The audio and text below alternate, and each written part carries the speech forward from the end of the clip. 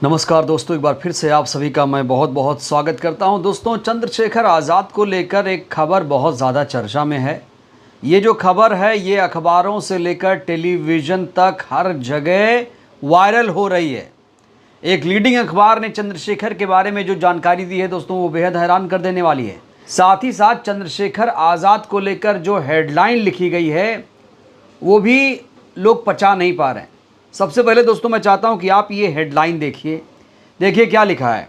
उपचुनाव से पहले चंद्रशेखर का मास्टर स्ट्रोक, अखिलेश मायावती की बढ़ सकती है, बढ़ जाएगी टेंशन। ऐसा क्यों लिखा है पता है आपको? क्योंकि जो उत्तर प्रदेश में 10 सीटों पर उपचुनाव होने जा रहा है, उन सभी सीटों पर चंद्रशेखर आज़ाद भी अपने प्रत्याशी उतारेंगे। इस ऐलान के बाद सीधे सीधे जनसत्ता ने क्या लिखा कि अखिलेश यादव और मायावती की टेंशन अब इस कदम से बढ़ा दी है। दोस्तों, जब इस खबर को मैंने विस्तार से पढ़ा तो इस खबर के अंदर अखबार ने एक बहुत ही भ्रामक जानकारी दी। ऐसा लगता है कि अखबार चंद्रशेखर को जानता ही नहीं है। देखिए क्या लिख रहा है। यहाँ लिखा है, चंद्रशेखर ने लोकसभा चुनाव में जिस तरह भाजपा के उम्मीदवार को हराकर निर्दलीय जीत दर्ज की, उससे ये साबित हुआ कि उत्तर प्रदेश में दलित वोट बैंक पर अब चंद्रशेखर की भी पकड़ बनती जा रही है। इसी तरह यूपी में 2027 में होने वाले विधानसभा चुनाव में चंद्रशेखर कई सीटों पर खेल बिगाड़ सकते हैं। चंद्रशेखर उत्तर प्रदेश की नगीना लोकसभा सीट से निर्दलीय सांसद हैं। उनको दलितों की आवाज़ उठाने के लिए जाना जाता है। तो 3 महत्वपूर्ण बातें दोस्तों इसमें लिखी गई हैं। पहली बड़ी बात तो यह है कि चंद्रशेखर की पार्टी के बारे में अखबार को मालूम ही नहीं है। यहाँ अखबार कह रहा है कि चंद्रशेखर ने निर्दलीय चुनाव जीता। निर्दलीय मतलब किसी भी पार्टी से नहीं, इंडिपेंडेंट उन्होंने नगीना से लोकसभा का चुनाव जीता है, जो कि दोस्तों गलत है। एएसपी उनकी एक पार्टी है, आज़ाद समाज पार्टी कांचीराम। उस पार्टी से इन्होंने चुनाव लड़ा और जीत हासिल की है। दूसरी बड़ी बात ये कि लिखा है चंद्रशेखर कई सीटों पर खेल बिगाड़ सकते हैं। 2027 को लेकर ये प्रेडिक्शन अभी कर दिया गया है। और तीसरी बड़ी बात कि दलित वोट बैंक पर अब चंद्रशेखर की पकड़ बनती जा रही है। एक सीट जीतने भर से ही अखबार ने फैसला कर दिया कि दलित वोट बैंक पर पकड़ हो गई, अखिलेश यादव मायावती जी की टेंशन बढ़ गई। और चौथी बड़ी बात दोस्तों बेहद हैरान कर देने वाली, दलितों की आवाज़ उठाने के लिए जाना जाता है।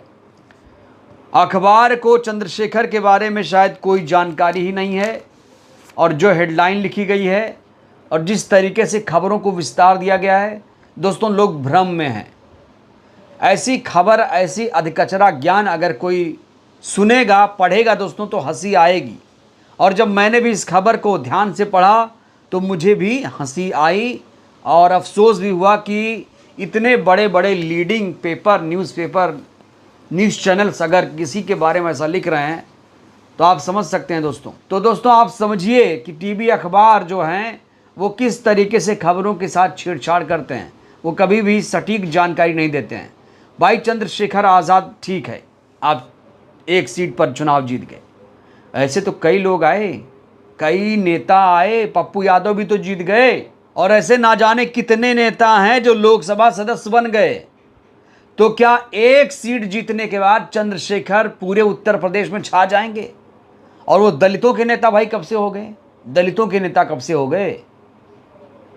मुसलमानों ने नगीना में चंद्रशेखर को वोट दिया, तो ये कहना कि वो दलितों की आवाज़ उठाते हैं, दलितों के नेता, ये गलत है। और चंद्रशेखर आज़ाद भी कई बार कह चुके हैं कि वो दलितों के नेता नहीं हैं, वो सबके नेता हैं। देखिए, चंद्रशेखर आज़ाद को लेकर 2 धड़े काम कर रहे हैं, 2 धड़े।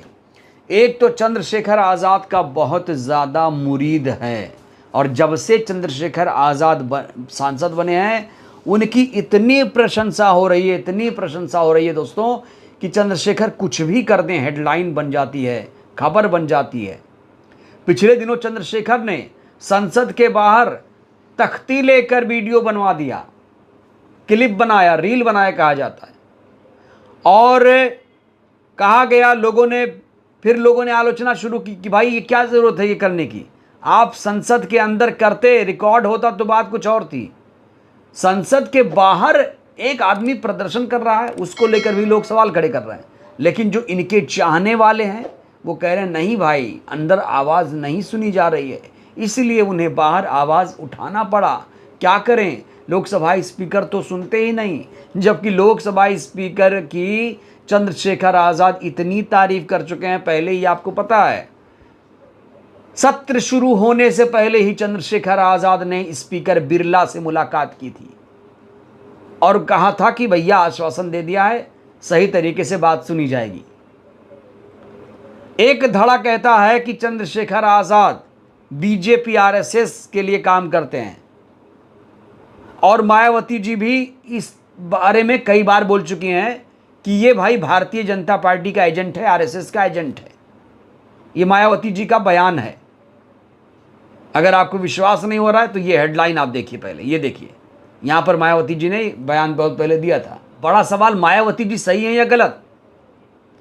क्योंकि जब से चंद्रशेखर आज़ाद चुनाव जीते हैं, लोग कहते हैं कि मायावती जी खुद बीजेपी की बी टीम है।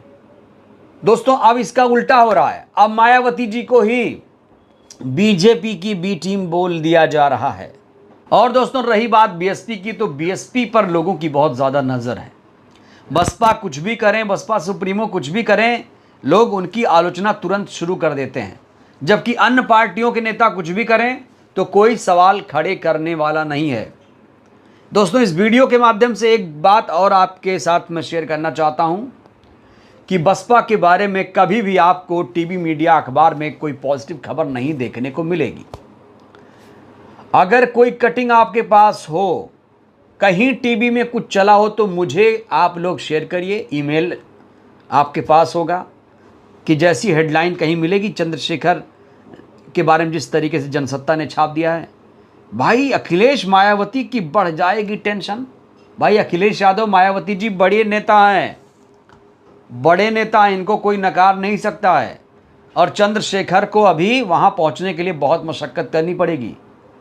सांसदीय चुनाव जीत जाने के बाद ये कोई मतलब नहीं है कि आप बहुत बड़े तुर्रमखां हो गए। भाई थोड़ा ज़मीन पर रहें, चंद्रशेखर के कार्यकर्ता थोड़ा ज़मीन पर रहें।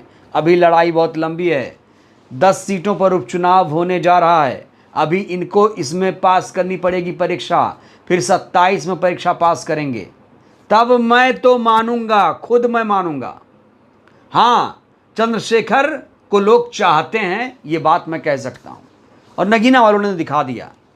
लेकिन चंद्रशेखर को अभी खरा उतरना है, अभी उन्हें अपने कामों पर खरा उतरना है, काम करके दिखाना पड़ेगा। सांसद तो बहुत हैं, 800 सांसद हमारे देश में हैं। उपचुनाव जीत कर दिखाएं चंद्रशेखर, 27 में प्रदर्शन करें, 403 सीटें हैं तो कम से कम 50 सीट, 20 सीट लेकर आएं, तब ये हेडलाइन वैलिड रह जाएगी, तब ये हेडलाइन वैलिड मान लूंगा, मैं भी लिख दूंगा भाई। लेकिन उपचुनाव में कम से कम 2 सीटें, 2027 में 20 या 50 सीटें चंद्रशेखर लेकर आए तो ये हेडलाइन अपने आप वैलिड हो जाएगी। और हाँ, बीएसपी को भी ज़्यादा उछलने की ज़रूरत नहीं है, उसे भी अपना काम करने की ज़रूरत है। बसपा तो 1 सीट लेकर आई थी विधानसभा में, लोकसभा में 0 सीट।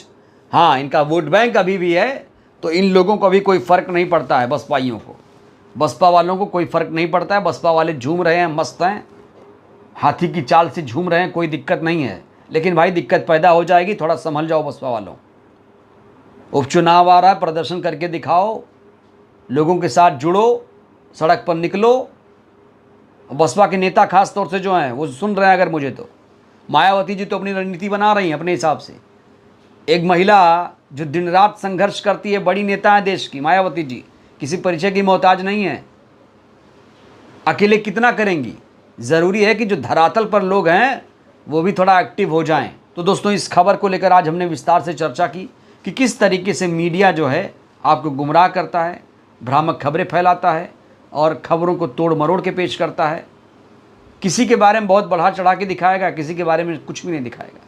तो यही है मीडिया की सच्चाई। दोस्तों इस वीडियो में फिलहाल के लिए बस इतना ही, लेकिन आपसे एक सीधा सा सवाल, क्या वाकई चंद्रशेखर आज़ाद उपचुनावों में मायावती और अखिलेश जी की टेंशन बढ़ा सकते हैं? आपको भी यकीन है क्या? कमेंट करिए। बहुत बहुत धन्यवाद, शुक्रिया।